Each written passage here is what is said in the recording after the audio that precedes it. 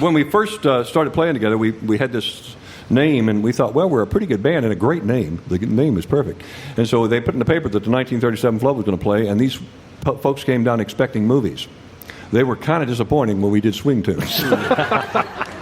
The 37 Flood was the monumental event in Huntington, West Virginia. Even though most of the people who lived through the 37 Flood are dead, they still talk about the 37 Flood. Mm-hmm. Basically, what happened was Charlie explained how we got the name. Well, I wanted to call it the Hindenburg disaster, but nobody really went for that. At the same time, you know. Pamela, my wife, and I, we moved into our first house back in 1973 or so, and the first house that we were going to buy. And in West Virginia? In West Virginia, in Huntington. All these people, we were invited to a party, and all these people came up to us and told us how high the water got on our house. And we thought, this is a very odd neighborhood. Joe and Dave and I had a jam session that following Friday, and I told them, and they were mildly amused with the story. So time passes, and we played our first gig over in Kentucky. We were over at Carter Caves in Kentucky, and they were getting ready to introduce us, and we realized, wait a minute, they can't introduce us. We don't have a name. And Joe, our fiddler, walked right up the mic and said, they call us the 1937 Flood, because back in Huntington, they're still talking about us. And we're sort of stuck. You three will triangulate right here. You three are the original members. But we never triangulate. No. Joe, Dave, and Charlie here. Well, yeah, not in public anyway. No, not in public. Was the 1937 Flood 3 players at any time? Yeah, for a brief shining moment, it was 3 players. I mean, in Kentucky, when you played at Carter Caves, there were 3 of us then. Just 3. And there's probably been 24 folks move in and out of the band over the years. This is my favorite configuration, but I tell that to all the girls. No, really, this has been one of the most versatile configurations we've ever had. We got interested in jug band music shortly after we'd gotten together, and that was great, but that's a very limiting kind of music. Then, as new people come in and teach us to do things like play an F and things, we had a banjo player for about 5 years, a tenor banjo player, and Chuck introduced us to all these Dixieland tunes. And of course, Joe knows every fiddle tune that's ever been, and Dave knows all these great old West Virginia tunes, mountain tunes, and Sam introduces to a bunch of blues, and Doug's got all these things that he's always played, and Bub's got stuff he had. So we just never run out of stuff to try. So do you hope to get a banjo player back again sometime? Shall we vote, boy? Yeah, right. Okay. Charlie is really the backbone of the band. He is the guy that we play every Wednesday night at his house. I have for years. We don't sound like it, but we do get together once a week and play. And Charlie decides new tunes to work on every week. And if you're out there and you got a band, that's what you got to be doing.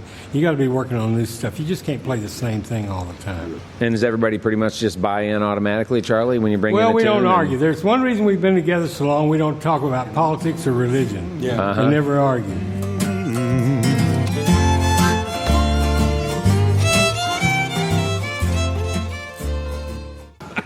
We don't get many opportunities to talk about the auto harp. Because there's not very many auto harp players. There really aren't, but the Kentucky music tradition, of course, has auto harp in it. I actually started playing the auto harp in 1964. He used to play the banjo. Oh, he was the banjo player you kicked out. The reason I started playing the auto harp is nobody else played it, and so nobody could compare me with anybody. Dolly Parton. Dolly. Now there's a comparison. Actually, strangely enough, it wasn't too many years earlier that Mother Maybelle Carter, she didn't originally play the auto harp. It was Sarah. And Mother Maybelle picked it up in the late 50s and early 60s, I guess. So I started playing the auto harp not very long after Mother Maybelle did. And she got famous, and here I am. Yeah. Well, Dave also plays this thing, and he backstrums it. He puts those picks on so hard that the blood is cut off, and it's really sort of scary to watch. And we were playing somewhere, and this guy came up, and he looked at Dave for a while, and then he said, what'd he say, Dave? He said, you're playing that auto harp, looks like a duck flying backwards. Is that with some intention, or did that just evolve? Actually, I won't give my 2-hour lecture, but if you'll notice these picks, instead of being curved, they're more or less straight. I take these picks and make them rather straight, so that when I pick, I can go both ways. I go both ways.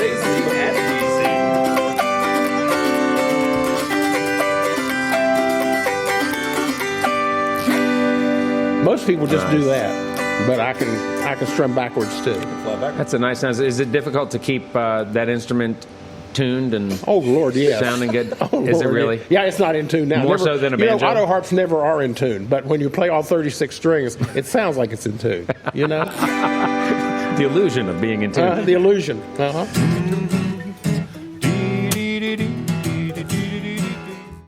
Tell me if I have this story right.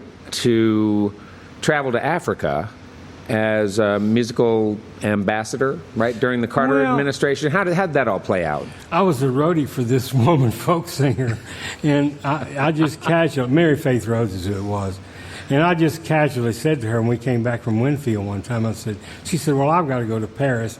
I'm doing a tour of Africa. And I said, you know, if you ever need a roadie that doubles on the fiddle, call me. And I never thought anything more about it. And about a month later, and she said, get your passport, you're going to Africa. In the course of getting that all set up, one idea that came across there is that the perfect ambassadors, musical ambassadors from this country, would not necessarily be the slick produced artists, because that fit too much into the notion that other countries might have, especially third world countries, had about the United States as being so technology oriented and so forth, and you all brought something very different. Well, that's a very good point, because when we were in D.C., we had to get visas to something like 30 countries we were going to in North and West Africa. So I just asked the guy, I said, why are you sending this duo to Africa? It was under the Carter administration. It was called USIS, U.S. Information Agency, and it was a cultural exchange. And I said, well, why don't you send somebody like Ray Charles or Aretha Franklin, somebody they know? And they said, well, we don't want somebody they know. We would like to send somebody who plays Appalachian folk music, because they think of us as a country of technology, planes, computers, and all this stuff. But he said, when you go over, folk music is always about human emotions, and you sing and play these songs that are part of our culture, then they begin to understand that we're all just people.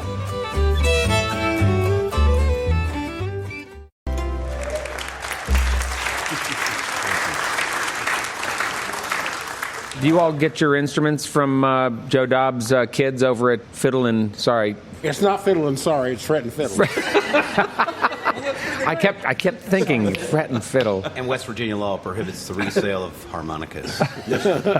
Well, listen, hey, while we're talking about your harmonica there, by the way, what is that one that you were playing? It didn't look like a harmonica at all. It's not. It did not look like a sanctioned harmonica. It was a saxophone. What was the I can't- round? I can't show you. Serious. It's a little innovation. I like it. It's a lot of fun to play Now, what's with. the object of that? Describe it to folks. Well, pipe. You can picture the pipe. It's a harmonica in a tube, and you can control the vibrato. Let people hear.